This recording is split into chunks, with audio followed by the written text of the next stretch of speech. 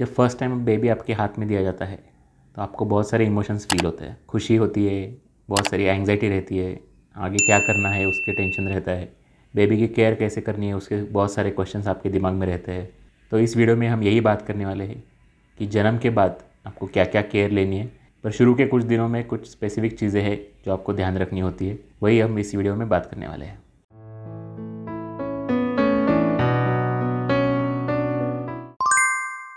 तो सबसे पहले जब बेबी बॉर्न होता है तो आपके पीडियाट्रिशियन उसका रिसर्चेशन करते हैं, उसको क्लीनिंग करते हैं, उसका नेज़ल सक्शन ओरल सक्शन करते हैं, उसकी जो नाड़ रहती है उसे क्लैम्प करके कट करते हैं, उसको एक इंजेक्शन दिया जाता है विटामिन के का, जो विटामिन ज़रूरी है उसके ब्लीडिंग ना होने के लिए।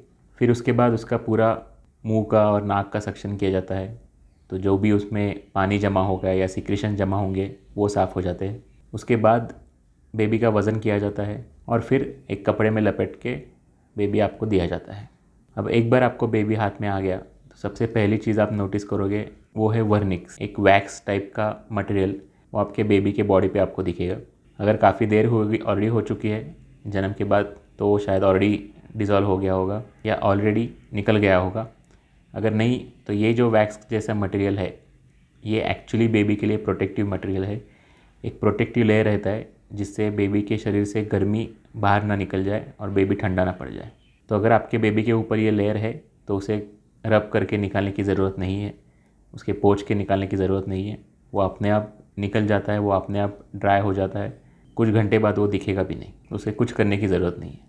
अगर ये मटेरियल उसके बगल में या उसके स्किन फोल्ड्स में, नेक में है तो उसे आप निकाल सकते हो। उसे निकालने के लिए गीला कपड़ा करके उसे पोंछ लेना, या कुछ बेबी गर्ल्स में वो यूरिन के पेशाब की जगह पे जमा रहता है, उसे आप गीले कपड़े से निकाल सकते हो। पर बाकी जहाँ पे भी उसके चेहरे पे, पीठ पे या पेट पे, हाथ पैर पे, कहीं पे भी हो तो उसे निकालने की ज़रूरत नहीं है। जैसे ही आपको वो कपड़े में दिया जाता है आप उसे कपड़े आपके खुद के पहना सकते हो, उसे टी शर्ट पहना सकते हो या शर्ट आपने जो भी ख़रीदा है, कैप्स, मिटन्स और सॉक्स ये ज़रूरी है। अब कितने बच्चे उसे रखेंगे शांति से या कितने बच्चे उसे तुरंत निकाल देंगे ये बोलना तो मुश्किल है, पर अगर आपका बेबी रख रहा है तो उसे ज़रूर पहनाइए, स्पेशली ठंडी के दिनों में। और ठंडी के दिनों में पैंट पहनना भी ज़रूरी है ताकि वो पूरे बॉडी में गर्मी मेंटेन रहे। कपड़े पहनाने के बाद उसे आप स्वेडल करके रख सकते हैं, कोई भी कॉटन के कपड़े में आप उसे बांध के रख सकते हैं। ये शुरू के दिनों में काफ़ी ज़रूरी है क्योंकि जैसे ही वो पेट के बाहर आते हैं, मदर के पेट के बाहर आते हैं, तो ये एक टोटली नया एनवायरनमेंट उनके लिए है और उनके लिए थोड़ी सी एक घबराहट जैसा भी होता है। तो अगर आप उसे स्वेडल करके रखोगे, उसे कपड़े में बांध के रखोगे तो उसको एक प्रोटेक्टिव फीलिंग आती है, उसको एक सिक्योर फीलिंग आती है, जिनकी वजह से उनको सोने में भी काफ़ी ईजी रहते हैं, उनको नींद भी जल्दी आ जाती है। तो हमेशा उनको कोई भी कपड़े में, कॉटन का हो, बहुत थिक नहीं होना चाहिए, पतला कपड़ा होना चाहिए, उसमें आप बांध के रख सकते हो। सेकेंड चीज़ आती है फीडिंग के लिए। जैसे ही बेबी बॉर्न होता है, अगर नॉर्मल डिलीवरी है तो मदर को तुरंत ब्रेस्ट फीडिंग के लिए दिया जाता है। अगर सीज़ेरियन हुआ है, ऑपरेशन से हुआ है, तो फिर उसको पहले मदर का फीडिंग भी देते हैं, पर मदर को फीड आने में 1-2 दिन लग सकते हैं। तो ऐसे टाइम पे डब्बे का दूध दिया जाता है, जिसे फार्मूला फीड कहते हैं, तो वो भी आप दे सकते हैं, उसमें कोई प्रॉब्लम नहीं है क्योंकि ये ज़रूरी भी है कि बच्चे के हाइड्रेशन मेंटेन रहे। एट द सेम टाइम आप मम्मी को भी ब्रेस्ट फीडिंग के लिए दे सकते हो, भले कुछ ना आ रहा हो फिर भी बेबी सक करेगा तो मिल्क बढ़ने में भी मदद होगी।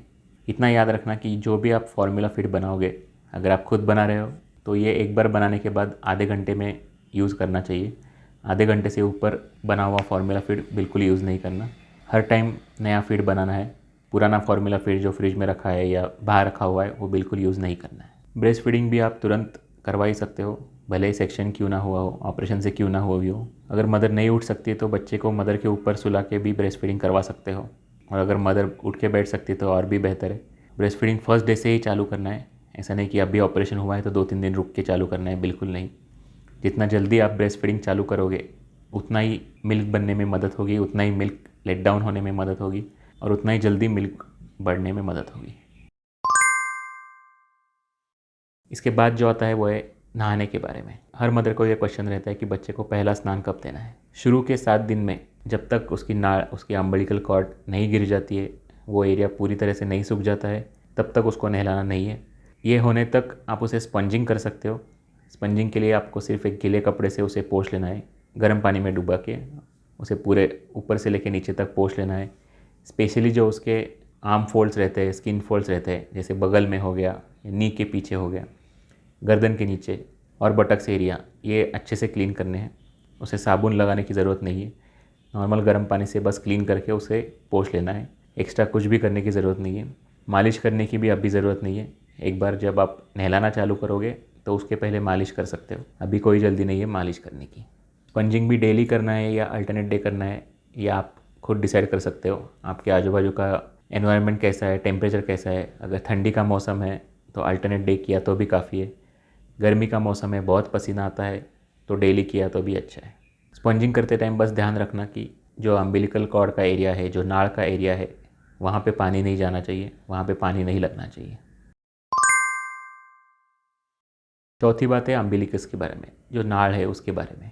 आपने देखा होगा कि बेबी के नाड़ के उधर एक ब्लू कलर का या वाइट कलर का क्लैंप लगा रहता है, एक चिमटा जैसे लगा रहता है। यही चिमटा जब बेबी पैदा होता है तब लगाते हैं, नाड़ काटने से पहले। चिमटे के नीचे का जो पोर्शन है वो धीरे धीरे सूखने लगता है, धीरे धीरे उसका कलर चेंज होने लगता है। वो पहले येलोइश वाइटिश कलर से अब उसका कलर काला होने लगता है और वो सूखता जाता है। वो जितने जैसे जैसे काले होते जाएगा, 3-4 दिन में या कुछ बच्चों में 5 से 6 दिन में वो अपने आप गिर जाएगा। एक बार नाड़ गिरने के बाद वहाँ पे थोड़ी सी ज़ख्म रह सकती है, थोड़ा सा गीलापन रह सकता है। ये भी अपने आप 2-3 दिन में हील हो जाता है। उसके ऊपर कुछ भी लगाने की ज़रूरत नहीं है। अगर पूरा सूखा हुआ है, उसमें से कुछ भी नहीं आ रहा है, कुछ भी खून नहीं आ रहा है, तो कोई पाउडर की ज़रूरत नहीं है। अगर उसमें से कुछ खून आ रहा है या कुछ पानी आ रहा है तो ही उसके ऊपर एक पाउडर आती है जो यहाँ पे दिखाई है, वो आप डाल सकते हो दिन में 2 से 3 बार। वो एरिया हमेशा सूखा रखना है। उसके ऊपर डायपर बिल्कुल नहीं आना चाहिए, और वो जितना खुला रहेगा उतना ही अच्छा है, उतना ही जल्दी सूखेगा। उसके ऊपर स्पेशली कुछ लोग के ऊपर कॉइन चिपका देते हैं जल्दी हील होने के लिए। ऐसा बिल्कुल नहीं करना है, ये बहुत डेंजरस चीज़ है। उसके ऊपर कुछ भी कॉटन रख के उसके पट्टी करने की ज़रूरत नहीं है। जितना आप उसे खुला रखोगे उतना वो जल्दी हील हो जाएगा। और सबसे लास्ट जो है वो है उसकी पेशाब और पॉटी के लिए।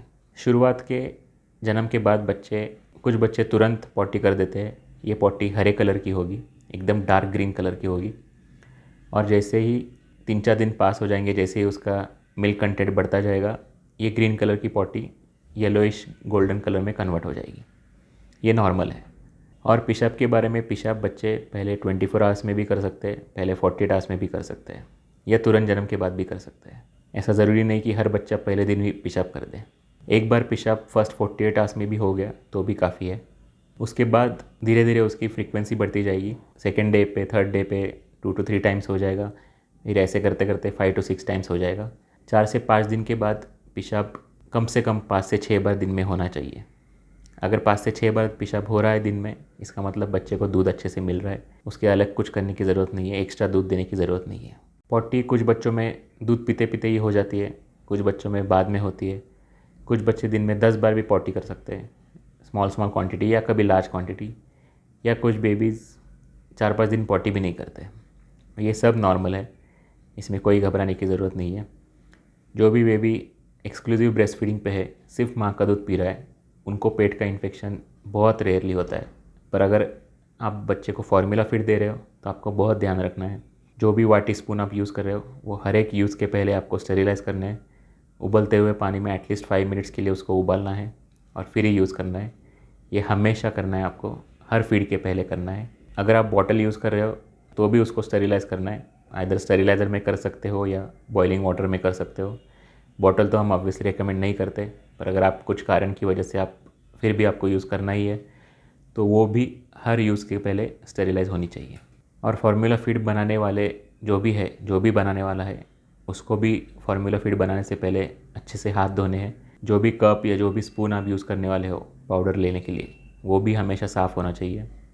और एक बार फार्मूला फीड बनाने के बाद आधे घंटे के अंदर उसे यूज़ करना है। और पेशाब पॉटी होने के बाद आपको तुरंत डायपर चेंज करना है। बहुत देर तक उसे वैसे ही गीला नहीं रखना है, उसकी वजह से डायपर रैश होते हैं। जब भी आप डायपर चेंज करोगे तो उसे आगे से पीछे क्लीन करना है, ना कि पीछे से आगे। पहले गीले कपड़े से या गीले टिश्यू से वाइप करना है और उसके बाद वेट वाइप्स आप यूज़ कर सकते हो या कोई ड्राई कपड़ा यूज़ कर सकते हो। पर डायरेक्टली ड्राई कपड़े से उसे घिस घिस के साफ़ नहीं करना है। उसके वजह से उसके ऊपर जो नॉर्मल प्रोटेक्टिव लेयर रहता है थोड़ा सा ऑयल का, जो हमारा स्किन सीक्रेट करती है, वो निकल जाता है, वो एकदम ड्राई हो जाती है स्किन, और फिर उसके ऊपर रैश बहुत ईजीली आ जाते हैं। तो हमेशा पॉटी साफ़ करते टाइम उसे पहले गीला करके ही साफ़ करना है, और फिर सूखे कपड़े से या वेट वाइप से आप पोंछ सकते हो।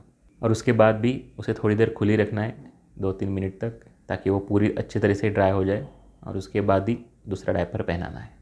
ये 5 चीज़ें हैं जो आपको शुरू के कुछ दिनों में अच्छे से याद रखनी है। धीरे धीरे आपको इसकी आदत हो जाएगी, आप भी खुद समझ जाओगे आपके बेबी के लिए आपको क्या क्या करना है। हर एक बेबी अलग रहता है, हर एक का ब्रेस्ट फीडिंग स्टाइल अलग रहता है, ब्रेस्ट फीडिंग का टाइमिंग अलग रहता है। तो आप आपके बेबी के साथ ही आप सीख जाओगे ये सब कुछ। दूसरे बेबीज़ के साथ बिल्कुल कंपेयर मत करना, कोई भी बेबी सेम नहीं रहता है। जो आपके बेबी को अप्लाई होता है वो किसी और को नहीं होता होगा, या दूसरे को जो अप्लाई होता है वो आपके बेबी को अप्लाई नहीं होगा। इसलिए दूसरे बेबी को कुछ किया है उन्होंने तो वही आपके बेबी को भी करना चाहिए, ऐसा बिल्कुल ज़रूरी नहीं है। आप आपके बेबी के हिसाब से, आपके बेबी के स्टाइल के हिसाब से चीज़ें करो। जितना हो सके उतना फार्मूला फीड अवॉइड करो। अगर आपका ऑपरेशन हुआ है तो शुरू के कुछ दे सकते हो, और जितना जल्दी हो सके आप उसे कम्प्लीटली ब्रेस्ट फीडिंग पे लाने की कोशिश करो, और फार्मूला फीड जितना जल्दी हो सके उतना बंद कर दो। अगर किसी कारण की वजह से आपको देना ही पड़ रहा है फार्मूला फीड तो भी ठीक है, उसमें आपको गिल्टी होने की कोई ज़रूरत नहीं है। काफ़ी मदर्स को ये प्रॉब्लम होती है, इसका मतलब ये नहीं है कि आप कोई बैड मदर है। फार्मूला फीड्स भी अच्छे ही है, ब्रेस्ट फीडिंग बेस्ट है, उसके सेकेंड ऑप्शन है फार्मूला फीड। तो अगर आपको किसी कारण की वजह से देना पड़ा तो भी आप बिना गिल्ट बेबी को फार्मूला फीड दे सकते हो। ऐसा नहीं होना चाहिए कि फार्मूला फीड ना ही देना है, इस जिद की वजह से आपका बेबी भूखा रह रहा है, ये गलती बिल्कुल मत करना। इस वीडियो में इतना ही, मिलते हैं अगले वीडियो में।